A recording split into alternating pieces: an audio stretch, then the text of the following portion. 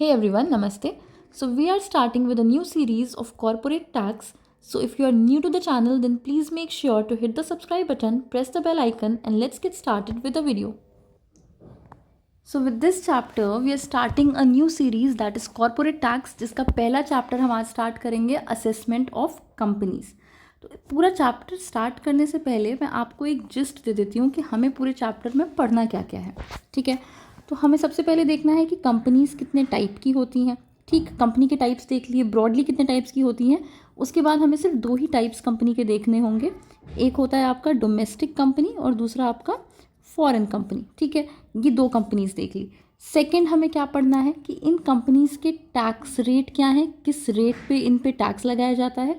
Domestic company का दूसरा rate होता है, फॉरेन कंपनी का दूसरा रेट होता है. ठीक, बेस टैक्स अलग लगता है, सरचार्ज का रेट अलग होता है और सेस वही पुराना 4%. ठीक है, ये पढ़ लिया हमने. इसके बाद कुछ कंसेशनल टैक्स रेट्स होते हैं. कौन से? दो सेक्शंस पढ़ने हैं हमें इसमें, 115 BAA और दूसरा 115 BAB. ठीक है, अब देखो, अभी पहले स्लाइड सा समझना, फिर हम पूरा रीड करेंगे तो आपको बेटर अंडरस्टैंडिंग होगी. ठीक, अब देखो, दो तरह की कंपनीज होती हैं, डोमेस्टिक, फॉरेन. फिलहाल के लिए बस इतना पता रखिए कि domestic company as the name indicates country वाली, अपनी कंट्री में जो कंपनी है.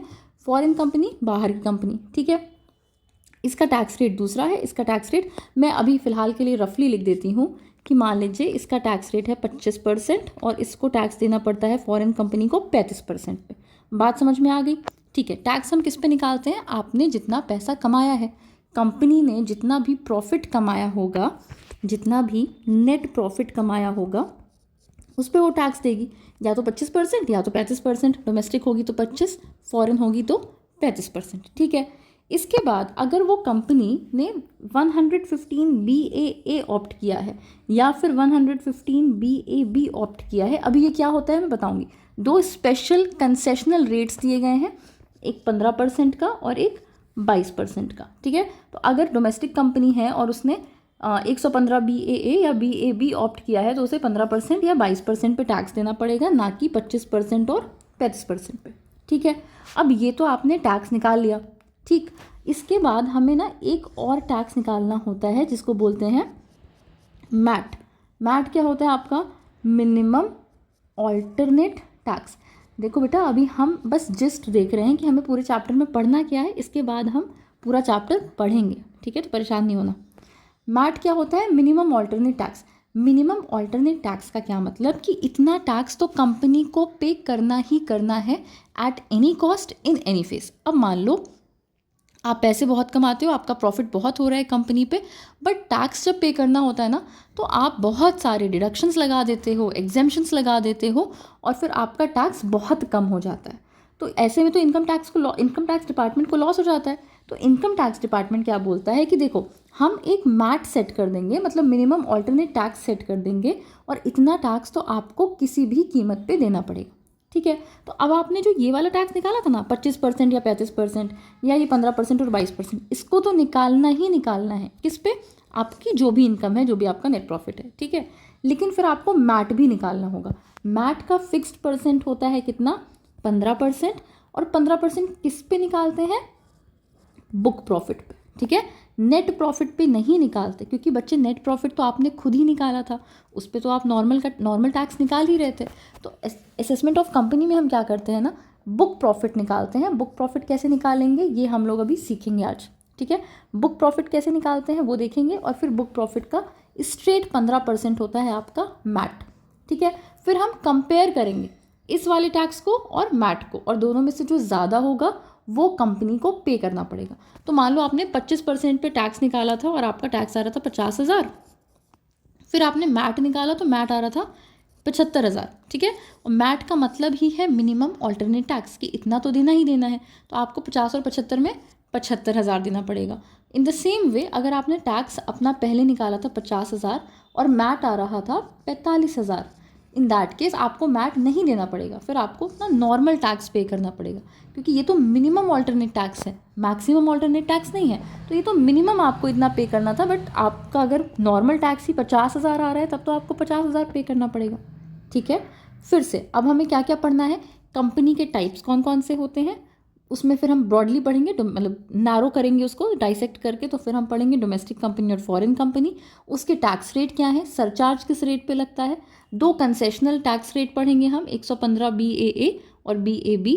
फिर हम मैट की प्रोविजंस देखेंगे कि मैट क्या होता है, और बुक प्रॉफिट निकालना सीखेंगे। इतनी बात करनी है हमें आज के लेक्चर में। तो आइए अब लेक्चर स्टार्ट करते हैं। तो स्टार्ट करते हैं। Types of companies under income tax act 1961। सबसे पहले कंपनी क्या होती है, कंपनी के ये प्रॉपर डेफिनेशंस हैं सेक्शन के अकॉर्डिंग, आप लोग एक बार देख लेना, मैं रफली आपको बताती हूँ कि क्या क्या होता है। तो कंपनी किसको बोलते हैं, कोई भी Indian company that is registered in India. Secondly, any body corporate that is formed under the laws outside India, मतलब अगर इंडिया के बाहर के भी किसी लॉ पे कंपनी बनी है तो उसको भी कंपनी बोलेंगे। And if any institution is treated as a company by tax authority, tax authority किसी भी इंस्टीट्यूशन को कंपनी ट्रीट कर रही है तो उसको भी कंपनी ही कंसिडर करेंगे। नेक्स्ट है इंडियन कंपनी। इंडियन कंपनी क्या होती है, जो कंपनीज एक्ट में डिफाइन हो। It includes entities incorporated in India, India में इनकॉर्पोरेशन होना चाहिए। अगर स्टेट लॉज कुछ डिफर कर रहे हैं, जैसे कि पहले जम्मू एंड कश्मीर का एक्सेप्शन दे दिया जाता था, अगर कोई स्टेट लॉ डिफर कर रहा है तब भी इंडिया में इनकॉर्पोरेशन है तो हम उसे इंडियन कंपनी मानते हैं। It is always regarded as an Indian company for tax purposes. Domestic company क्या होती है, कोई भी इंडियन कंपनी को हम डोमेस्टिक कंपनी मानते हैं, या फिर any other company, any other में अगर इंडियन नहीं है मतलब बाहर की कंपनी है, तो any other company whose dividends are declared and paid within India. जो कंपनी भले ही बाहर की हो लेकिन वो अपने डिविडेंड्स डिक्लेयर कर रही है और पे कर रही है इंडिया में, ठीक है, तो हम उसको क्या बोलेंगे, डोमेस्टिक कंपनी। प्रेफरेंस शेयर की भी बात हो रही है, सिर्फ इक्विटी शेयर्स के डिविडेंड की बात नहीं कर रहे हैं, प्रेफरेंस शेयर्स के भी डिविडेंड अगर वो इंडिया में डिक्लेयर कर रही है और पे कर रही है तो हम उसे डोमेस्टिक कंपनी बोलेंगे and they are eligible for Indian tax rates and benefits. Foreign company क्या होती है, हर वो कंपनी जो डोमेस्टिक कंपनी नहीं होती उसको हम फॉरेन कंपनी मान लेते हैं। So any company not qualifying as a domestic company that is not Indian, Indian company नहीं है, या फिर इंडिया में डिविडेंड्स भी नहीं पे कर रही, तो उसे क्या बोलेंगे, फॉरेन कंपनी। ठीक है, थोड़ा हायर रेट होता है इसका कंपैरेटिवली डोमेस्टिक कंपनी से। ओके, नेक्स्ट आते हैं company in which public is substantially interested widely held. इसको अगर छोड़ दो तो आप लोगों ने 2 टर्म्स पढ़े होंगे, प्राइवेट कंपनी और पब्लिक कंपनी। एग्जैक्टली वही बात है, ये आपकी पब्लिक कंपनी की बात हो रही है और ये नीचे जो लिखा हुआ है ये आपकी प्राइवेट कंपनी की बात हो रही है। ठीक है, तो हम लोग जब प्राइवेट कंपनी और पब्लिक कंपनी पढ़ते थे तो क्या पढ़ते थे, प्राइवेट कंपनी में आप अपने शेयर्स पब्लिक को नहीं इशू कर सकते और पब्लिक कंपनी में इशू कर सकते हो, ये मेजर डिफरेंस होता है। तो इसीलिए हम क्या बोल रहे हैं इसमें, in which the public is substantially interested, public का इंटरेस्ट होता है, पब्लिक ने आपकी कंपनी में पैसे लगाए हुए हैं, पब्लिक सेक्टर कंपनी में, ठीक है, पब्लिक कंपनी में, sorry. So this is also called as a public company. Public participation in shareholding is significant और मोस्टली लिस्टेड कंपनीज होती हैं। लिस्टेड का मतलब स्टॉक एक्सचेंज में लिस्टेड होती हैं, ठीक है। And company in which public is not substantially interested मतलब प्राइवेट कंपनी वही है, और कंट्रोल कुछ ही लोगों का फ्लो, कम लोगों का कंट्रोल होता है इसमें, 2 ही लोग इंपॉर्टेंट होते हैं, 2 लोग अगर हैं तो 2 लोग एक प्राइवेट कंपनी स्टार्ट कर सकते हैं और ये पब्लिक स्टॉक एक्सचेंज में लिस्टेड नहीं होती।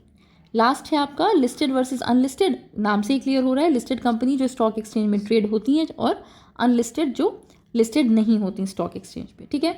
अब आगे बात करते हैं, कॉर्पोरेट टैक्स ही हमारा मेन हेड है। तो कॉर्पोरेट टैक्स क्या होता है आपका, so corporate tax is the income tax that companies must pay on their profits earned in India under the income tax act.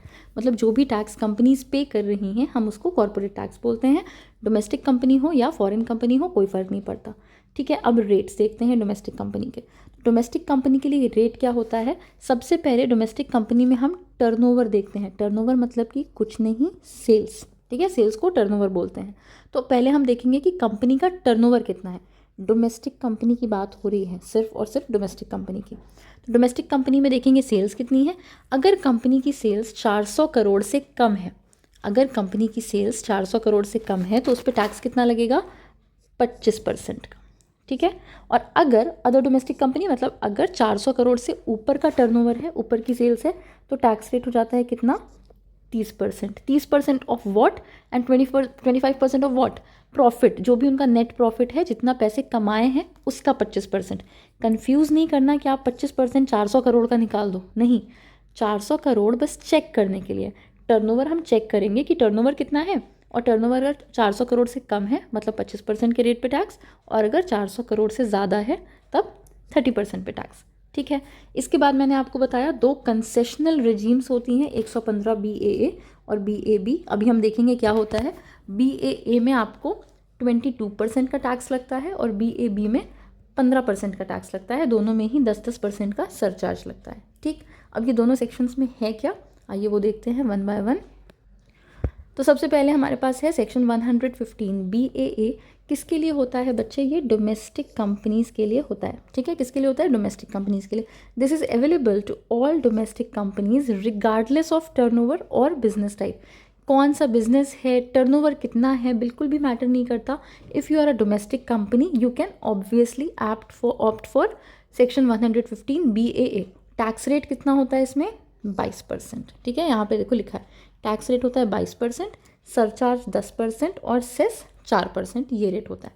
अभी मैंने बोला कि अगर 400 करोड़ से कम का टर्नओवर है कंपनी का तो टैक्स रेट कितना लगता था, 25%, और अगर 400 करोड़ से ऊपर का टर्नओवर है तो टैक्स रेट कितना लगता था, 30%। ठीक है, लेकिन अगर आपका टर्नओवर कुछ भी हो, 300 करोड़ हो या 600 करोड़ हो, और आपने सेक्शन 115 BAA ऑप्ट कर लिया है तो आपको 22% का टैक्स देना पड़ेगा। तो ये तो बेनिफिशियल हो गया काफ़ी। तो ऐसा तो फिर सारी डोमेस्टिक कंपनीज कर सकती है ना, कि अगर आप डोमेस्टिक कंपनी है तो फिर सभी लोग सेक्शन 115 BAA ऑप्ट कर लेंगे, है कि नहीं।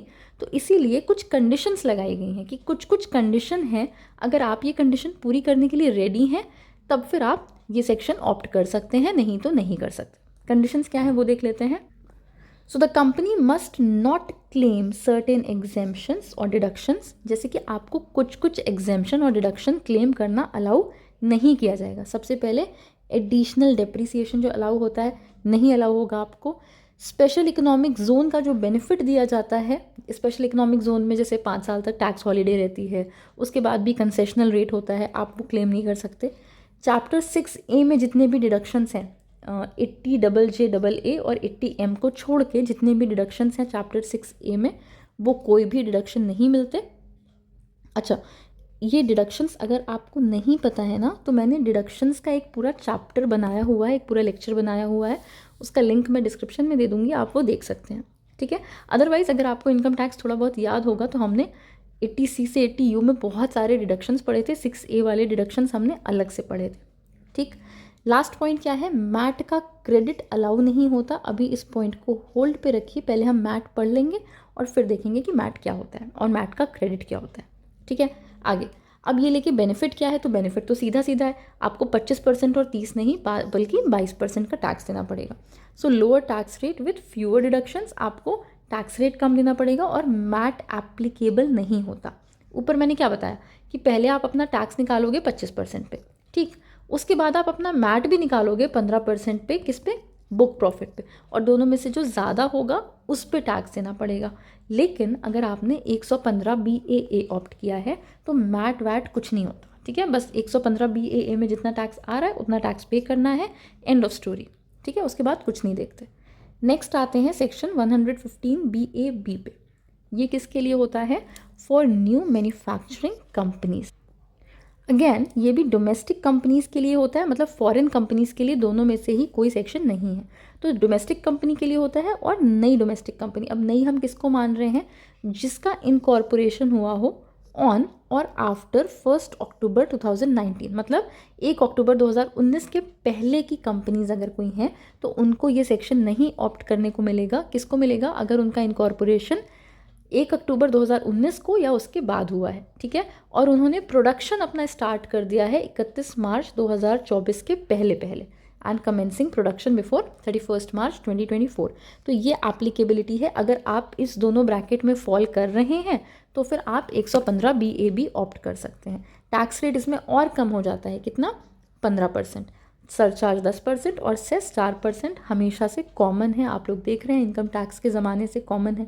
ठीक है, अच्छा, अब तब तो फिर कोई भी अगर कंपनी होगी, नई डोमेस्टिक कंपनी है और वो 31 मार्च 2024 के पहले प्रोडक्शन स्टार्ट कर चुकी है तो सब लोग 15% ऑप्ट कर लेंगे। क्यों कोई 25% और 30% का टैक्स देगा, राइट।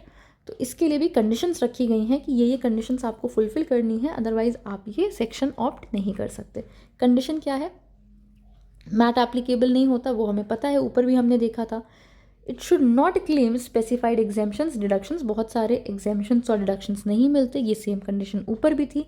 अच्छा, इसमें दो कंडीशंस और हैं। पहली कंडीशन देखो, company should be engaged in manufacturing और प्रोडक्शन, ये तो हमने ऊपर ही देखा।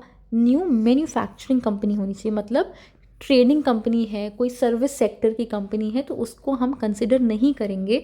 कंपनी अगर कुछ प्रोड्यूस कर रही हो, कुछ प्रोडक्शन करती हो, कुछ मैन्युफैक्चर करती हो, सिर्फ उसी को कंसिडर करेंगे। और एक और पॉइंट है, it should not use old machinery और बिल्डिंग, मतलब कोई पुरानी सेकेंड हैंड मशीनरी या बिल्डिंग ना यूज़ कर रही हो कंपनी, तब उसको 115 BAB ऑप्ट करने में कोई प्रॉब्लम नहीं होती।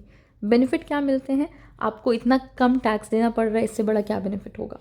ठीक है, अब हमने दोनों कंसेशनल रेट्स भी देख लिए। अभी हमें क्या पता चला? एक रेट हमारे पास था 25%, 400 करोड़ से अगर कम का टर्नओवर है, ऊपर का टर्नओवर है तो 30%, ये फिक्स्ड रेट थे। इसके बाद आपने दो सेक्शंस देखे, 115 BAA जिसमें आपका टैक्स रेट था 22% और BAB जिसमें टैक्स रेट था 15%।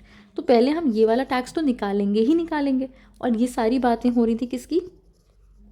डोमेस्टिक कंपनी की।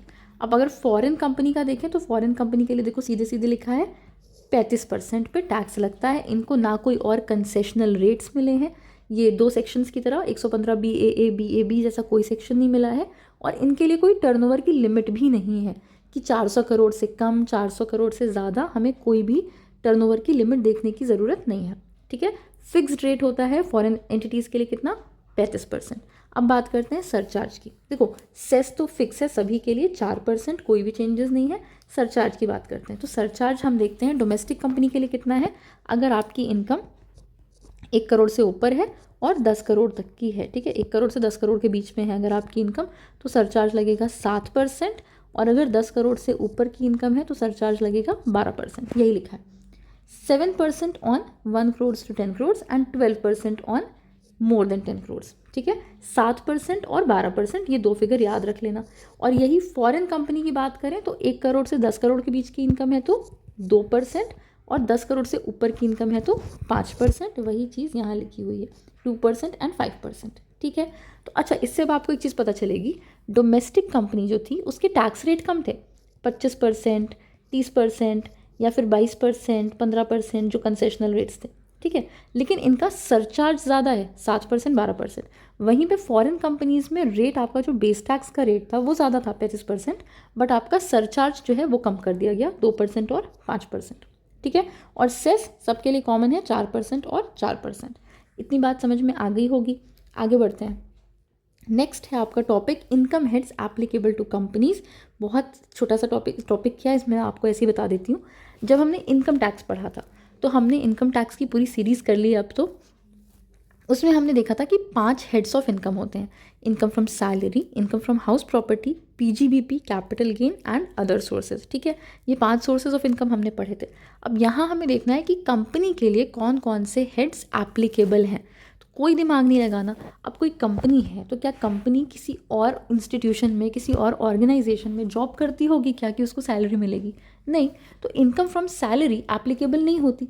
बाकी इनकम फ्रॉम हाउस प्रॉपर्टी तो हो ही सकती है, क्योंकि कंपनी के नाम पे कोई ओनरशिप तो हो सकती है। कंपनी कैन ओन कोई भी प्रॉपर्टी, है ना, तो उस प्रॉपर्टी को अगर उसने लेट आउट किया है तो इनकम हो सकती है वहाँ से।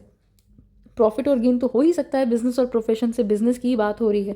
कैपिटल गेन भी हो सकता है, क्योंकि अगर कंपनी ने कोई कैपिटल एसेट अपने नाम पे बेचा है और उससे कोई प्रॉफिट हो रहा है, उससे कोई गेन हो रहा है, then that is capital gain. और अदर सोर्सेज की भी इनकम आ सकती है, interest on securities, dividend income, gifts, etcetera etcetera. ठीक है, तो बस एक इनकम फ्रॉम सैलरी नहीं बनती है कंपनी के लिए, बाकी जो 4 हेड्स ऑफ इनकम है वो सारी की सारी एप्लीकेबल होती है। आगे बात करते हैं हम मैट की। Very important topic. किसी भी कोई भी एग्ज़ाम दे रहे हैं आप, कोई भी ग्रेजुएशन कर रहे हैं, BBA MBA BCom MCom, मतलब UG PG कुछ भी कर रहे हैं, MAT is a very important topic, तो इसको ध्यान से देखना। अभी मैंने शॉर्ट में बताया भी था, मैट क्या होता है आपका मिनिमम ऑल्टरनेट टैक्स। रीड करते हैं इसको। So MAT is a provision under the income tax act to ensure companies that show high profits and declare dividends but pay little or no tax still pay a minimum tax to the government। मतलब कि ये ensure करने के लिए है कि जो companies ज़्यादा प्रॉफिट दिखा रही हैं, ज़्यादा डिविडेंड डिक्लेयर कर रही हैं, पे भी कर रही हैं अपने शेयर होल्डर्स को, लेकिन टैक्स बहुत कम दे रही हैं या बिल्कुल भी नहीं दे रही, तो हमें इंश्योर क्या करना है कि ये तब भी थोड़ा बहुत मिनिमम टैक्स तो गवर्नमेंट को दे ही दे। उसी मिनिमम टैक्स को हम बोलते हैं मिनिमम ऑल्टरनेट टैक्स। ठीक है, कि आप अपना प्रॉफिट तो दिखा रहे हो कि बहुत प्रॉफिट हो रहा है, अपने शेयर होल्डर्स को डिविडेंड भी पे कर रहे हो अच्छे से, लेकिन जब टैक्स देने की बारी आ रही है तो आपने इतने सारे डिडक्शंस लगा दिए, एग्जेम्पशंस लगा दिए कि आपका टैक्स बहुत कम हो गया। तो ताकि ये ना हो सके इसीलिए हमने एक मैट का प्रोविज़न रख दिया है जिसको बोलते हैं मिनिमम ऑल्टरनेट टैक्स, की इतना तो देना ही देना है। तो आप अपना पहले नॉर्मल टैक्स निकाल लो, फिर मैट निकालो, दोनों में से जो ज़्यादा होगा उतना आपको पे करना पड़ेगा। ठीक है, गवर्निंग सेक्शन इसका कौन सा है? Section 115JB of the income tax act 1961। Applicable किसके लिए होता है? सभी के लिए, सबके लिए एप्लीकेबल होता है। It is applicable to all the companies whether domestic or foreign that are liable to pay tax under the normal provisions of the act. So if the income tax payable on total income is less than 15% of book profit then MAT is applicable. अगर आप जो tax दे रहे हो अपने net profit पे वो 15% से कम है, आपके बुक प्रॉफिट के 15% से कम है, मतलब आपके मैट से कम है बेसिकली, तो आपको मैट वाला अमाउंट पे करना पड़ेगा। मैट का अमाउंट कितना है? 15%, ये हमने पढ़ लिया ऑलरेडी। ठीक है, इसके ऊपर सरचार्ज भी लगता है और सेस भी लगता है, इफ़ सरचार्ज इफ़ एप्लीकेबल, नहीं तो नहीं लगता। ठीक है, बुक प्रॉफिट की बात करते हैं कि बुक प्रॉफिट क्या होता है। So profit as per profit and loss account adjusted for certain additions and deductions as per section 115JB। तो याद करो हमने जब PGBP वाला चैप्टर पढ़ा था तो उसमें हम क्या करते थे? नेट प्रॉफिट लेते थे, उसमें कुछ चीज़ें ऐड करते थे, कुछ चीज़ें डिडक्ट करते थे और आपका टैक्सेबल PGBP आ जाता था। सेम यही काम करना है, आपको नेट प्रॉफिट दिया रहेगा, नेट प्रॉफिट आप जो भी रहता है वो दिया रहता है क्वेश्चन में, और उसमें से आप कुछ चीज़ें प्लस करोगे, कुछ चीज़ें माइनस करोगे, एडजस्ट करोगे कुछ डिडक्शंस को, एडिशंस को, और you will get your book profit. ठीक है, अभी हम पूरा देखेंगे। एग्जेम्पशन क्या होता है, कौन कौन किस पे मैट एप्लीकेबल नहीं होता, तो सिर्फ दो हैं। पहला तो हमने जो ऊपर पढ़ा, जिसने भी 115 BAA या BAB ऑप्ट किया है उसको, उसके लिए मैट एप्लीकेबल नहीं होता, ये हमने ऊपर ही देख लिया था। उसको इसी रेट पे टैक्स देना पड़ता है, या तो 22% और या तो 15%। ठीक है, और दूसरा कौन होता है? Companies in international financial service centres earning in foreign currency. जो भी इंटरनेशनल फाइनेंशियल सर्विस सेंटर में कंपनीज हैं और फॉरेन करेंसी में अर्न कर रही हैं उनके लिए भी मैट एप्लीकेबल नहीं होता। अब बात करते हैं मैट के क्रेडिट की। तो देखो ध्यान से देखना एकदम। मान लीजिए आपने अपना नॉर्मल टैक्स निकाला, कितना? 50,000। आपने अपना नॉर्मल टैक्स निकाला 50,000 और आपका मैट का कितना आ रहा था? आपका मैट आ रहा था 65,000। आई एम सॉरी, इसको ऐसे नहीं लिखते। हाँ, आपका मैट आ रहा था कितना? 65,000। तो आपको 15,000 एक्स्ट्रा पे करने पड़े।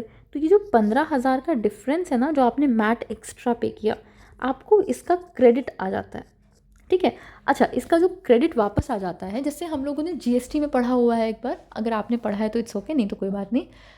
इनपुट टैक्स क्रेडिट, कि आपने जितना इनपुट टैक्स पे किया होता है उसका क्रेडिट आ जाता है। तो हम वो पैसा निकाल के घूमने नहीं जा सकते, ना हम उस पैसे से शॉपिंग कर सकते हैं। तो सेम वे मैट का जो क्रेडिट आता है, ये जो 15,000 आपने एक्स्ट्रा पे किए हैं ना, इसका क्रेडिट जो आता है, ये पैसे अपने अकाउंट से बाहर निकाल के आप कहीं खर्च नहीं कर सकते। इसका क्या काम होता है? अगली बार टैक्स पे करने में काम आता है, कि जब अगले साल आपको टैक्स पे करना होगा ना, तो आप पहले इसको यूज़ कर लो, फिर एक्स्ट्रा पैसे बचे तो देना है। ठीक है, तो मैट क्रेडिट बोलते हैं इसको, मैट क्रेडिट। ठीक है, if a company pays MAT the excess amount over normal tax liability can be carried forward as MAT credit. Normal tax liability के ऊपर आपने जितना भी पैसा दिया है मैट के लिए, उसको हम बोलते हैं मैट क्रेडिट, वो आपके पास आ जाता है। फ्यूचर जो टैक्स लाइबिलिटीज़ होती हैं उसको आप कवर कर सकते हो। ठीक है, कितनी बार कैरी फॉरवर्ड हो सकता है? 15 असेसमेंट ईयर्स तक कैरी फॉरवर्ड हो सकता है आपका मैट का क्रेडिट। ठीक है, अब वापस से ऊपर आते हैं हम। ठीक है, ऊपर हमने क्या देखा था? यहाँ पे मैट क्रेडिट नॉट अलाउड। अब देखो, अगर आपने सेक्शन 115 BAA ऑप्ट किया है ना, तो मैट का कोई प्रोविज़न ही नहीं बनता, और जब मैट का प्रोविज़न ही नहीं बनता तो आपको मैट का क्रेडिट क्यों ही मिलेगा? ठीक है, बस यही पॉइंट था। अब आते हैं आज के लास्ट टॉपिक पे कि ये बुक प्रॉफिट क्या होता है। हम क्या बोल रहे हैं बार बार? मैट कितना होता है? 15%। 15% किसका? बुक प्रॉफिट का। तो बुक प्रॉफिट क्या होता है ये देखते हैं, आइए। So book profit refers to the net profit shown in the profit and loss account adjusted by adding or subtracting specific items as per section 115 JB. Exactly what I said. कि याद करो जो हम 11th में P&L account बनाते थे ना, ऐसे करके P&L बनाते थे, इधर आपके क्या लिखते थे, एक्सपेंसेस लिखते थे और इधर आपकी इनकम लिखते थे और इधर आपका आ जाता था नेट प्रॉफिट. तो हम बस यही नेट प्रॉफिट उठा लेंगे और इसमें से कुछ चीज़ें ऐड कर देंगे और कुछ चीज़ें माइनस कर देंगे और फाइनल आपका क्या आ जाएगा, बुक प्रॉफिट आ जाएगा. अब क्या ऐड करेंगे, क्या लेस करेंगे और क्यों ऐड कर रहे हैं, क्यों लेस कर रहे हैं, क्या लॉजिक है, वो देखना है हमें. अच्छा, पर्पस क्या होता है बुक प्रॉफिट निकालने का? एक ही पर्पस होता है, क्योंकि हमें बुक प्रॉफिट पे ही मैट का 15% निकालना होता है. अब देखो, how to calculate book profit. Start with net profit as per the P&L account. जैसा कि मैंने बताया, सबसे पहले बुक प्रॉफिट से स्टार्ट करते हैं. अब इसमें ऐड क्या करते हैं, ये देखिए. सबसे पहले क्या लिखा हुआ है, इनकम टैक्स और डिफर्ड टैक्स. तो देखो, इनकम टैक्स तो ऑलरेडी एक टैक्स आइटम है, तो अगर आप इनकम टैक्स को अपने खर्चे में दिखा रहे हो, है ना, तो it can't reduce your profit again. ठीक है, तो इसलिए हम इसको ऐड बैक कर देते हैं. आपको इनकम टैक्स अपने खर्चे में दिखाने की ज़रूरत नहीं थी, लेकिन क्योंकि आपने अपने खर्चे में दिखा दिया, बिना बात के आपका प्रॉफिट क्या हुआ होगा, जितना ज़्यादा आप खर्चा दिखाओगे आपका प्रॉफिट कम हो जाएगा. तो आपको इनकम टैक्स दिखाना ही नहीं था अपने प्रॉफिट में, अपने एक्सपेंसेस में, बट आपने अपने एक्सपेंसेस में दिखा दिया, तो आपका प्रॉफिट बिना बात के कम हो गया. अब उसको सही करने के लिए क्या करेंगे, वापस से ऐड बैक कर देंगे. ठीक है, नेक्स्ट आते हैं ट्रांसफ़र टू रिजर्व. अब देखो, रिजर्व इज़ नथिंग बट आपने एक गुल्लक खोल दिया. ठीक है, आपके पास 5,000 रुपये थे और आपने कहा यार 3,000 रुपये ना हम गुल्लक में डाल देंगे. तो आप अपने 3,000 रुपये को खर्चे में थोड़ी ना दिखा दोगे, खर्चा थोड़ी ना हुआ है, बस एक जगह से हटा के दूसरी जगह पे रख दिया. तो अगर हमने कोई पैसा रिजर्व में ट्रांसफ़र किया है, लेकिन हमने उसे अपने P&L अकाउंट के एक्सपेंसेस में दिखाया हुआ था, तो हम उसको क्या करेंगे, वो बिना बात कि मेरा प्रॉफिट कम कर रहा था, सही करने के लिए उसको वापस से ऐड बैक कर देंगे. ठीक है, नेक्स्ट है डिविडेंड्स प्रपोज्ड और पेड. तो देखो, डिविडेंड आपका प्रॉफिट डिस्ट्रीब्यूशन है, हमें जो प्रॉफिट मिलता है उसमें से डिविडेंड देते हैं, तो प्रॉफिट का हिस्सा है, वो प्रॉफिट का पार्ट है. It is not a business expense, तो हम इसको भी ऐड कर देंगे. ठीक है, नेक्स्ट लिखा है प्रोविजन फॉर लॉसेस और सब्सिडियरीज. तो इसका क्या है, इट इज़ अ फ्यूचर और अ पॉसिबल लॉस. ठीक है, फ्यूचर लॉस है या पॉसिबल लॉस है, एक्चुअल लॉस तो नहीं हुआ, प्रोविजन है, अभी हुआ थोड़ी ना है, वो लॉस नहीं हुआ, लेकिन हमने खर्चा दिखा दिया, एक्चुअल लॉस थोड़ी ना हुआ, और खर्चा दिखा दिया तो मेरा प्रॉफिट कम हो गया. सही करने के लिए क्या करेंगे, ऐड बैक कर देंगे. नेक्स्ट लिखा हुआ है डेप्रीसिएशन. तो डेप्रीसिएशन का क्या है ना कि अकाउंटिंग डेप्रीसिएशन माइट डिफर, सो हम लोग एडजस्ट कर देते हैं वो स्टैंडर्डाइज करने के लिए. वो आपको क्वेश्चन में लिखा होता है कि इतना डेप्रीसिएशन अलाउड है या तो इतना डेप्रीसिएशन नहीं अलाउड है. इसके बाद लिखा हुआ है expenses related to exempt income. अब जिस इनकम पे वो एग्जेम्प्ट थी, मतलब टैक्स फ्री थी, जिस इनकम पे आपने टैक्स ही नहीं दिया, उससे रिलेटेड खर्चे आपको अलाउ ही नहीं होते. ठीक है, ये तो बहुत कॉमन सेंस की भी बात है, तो हम वो सारी चीज़ों को ऐड बैक कर देंगे.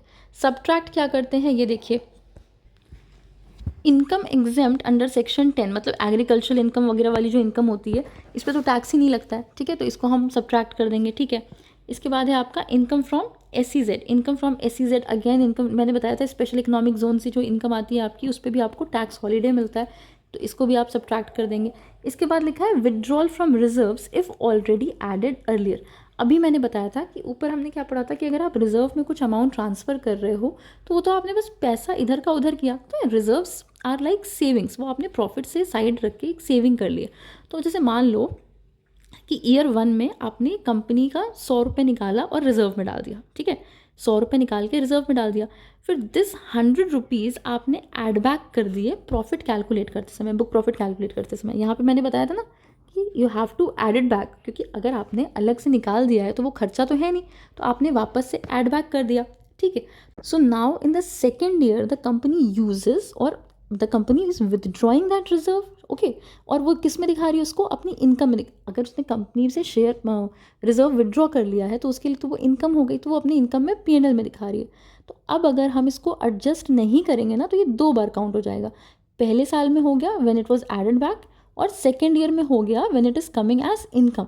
तो ये डबल काउंटिंग अवॉइड करने के लिए हम इसको सेकेंड ईयर में सब्ट्रैक्ट कर देते हैं. तभी सब्ट्रैक्ट करते हैं अगर हमने पिछले साल इसको ऐड किया हो. अगर कुछ नहीं ऐड किया है तो सब्ट्रैक्ट करने की कोई ज़रूरत नहीं है. ठीक है, नेक्स्ट है depreciation. Depreciation if revaluation was added earlier. अब देखो, रीवैल्यूएशन का मतलब क्या होता है, जैसे आपके पास कोई लैंड थी 10 लाख रुपए की, ठीक है, अब आपने रीवैल्यू कर दिया उसको और दिखा दिया कि अब इस लैंड की वैल्यू 15 लाख रुपए हो गई। एक्चुअली वेट, लैंड का एग्जाम्पल गलत हो गया, मशीन का एग्जाम्पल लो कि आपकी कोई मशीन थी 10 लाख रुपए की और अब उसकी वैल्यू आपने दिखा दी कि यार अब इस मशीन की वैल्यू हो गई है 7 लाख रुपए, तो आपने 3 लाख का रीवैल्यूएशन दिखा दिया, ठीक है।